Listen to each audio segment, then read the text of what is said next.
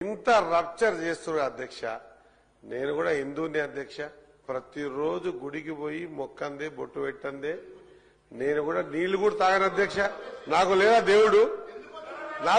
దేవుడు గాంధీ అధ్యక్ష. నేను అంటున్నా అధ్యక్ష ప్రపంచ దేశాలన్నీ కూడా మోకరిల్లి మహాత్మా గాంధీని దండం పెడుతున్నాయి అధ్యక్ష. ఆ మహాత్మా గాంధీని చంపిన గాడ్సని పొగిడితే ఎట్లా అధ్యక్ష? ఎన్ని వీడియో అధ్యక్ష? పోయి పొగిడలేరు కదా. ఇప్పుడు చెప్పండి, మహాత్మా గాంధీ చంపిన గాడ్సే తప్పు అని చెప్పగలుగుతారా? మహాత్మా గాంధీని బాపు గారిని చంపింది గాడ్సే తప్పని చెప్పనీకి అవుతుందా అధ్యక్ష? ఏదైనా సరే నేనేమంటున్నా, ఎవరి మతం వాళ్ళకు ఉంది. మనం హిందువుల మన మతం మనకు ఉంది. ఖచ్చితంగా మన దేవుడు మనకు కావాలా. మన మతాన్ని మనం ఎక్కడ వదిలిపెట్టుకోం. పుట్టింది దీంట్లోనే, సత్యది కూడా దీంట్లోనే. కానీ ఉత్తి మాటలకు కాదు అధ్యక్ష, దాని ఆచరణ రూపం ఉండాలి అధ్యక్ష. ఆచరణ ఉండాలి. ఆచరణ మాట్లాడి సర్దార్ వల్లభాయ్ పటేల్ వీళ్ళు మాట్లాడతారు అధ్యక్ష. ఆయన ఆర్ఎస్ఎస్ ని బ్యాన్ చేసిండు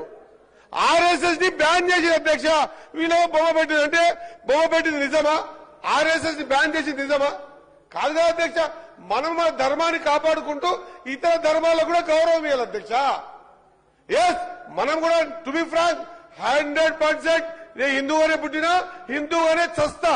కానీ అదే ఎంలం చేసి చూపించే కార్యక్రమం చేయొద్దు అధ్యక్ష. ఏది చెప్పండి మరి. ఇప్పుడు నేనేమంటా ఇక్కడ నుంచి అయ్యగారు చెప్పండి అయ్యగారు, నేను మాట్లాడుతా అంటున్నా. ఇప్పుడు మా అన్న కాదు మా పొన్నం ప్రభాకర్ అయినా ఒక చరణమే పాయిండొచ్చు.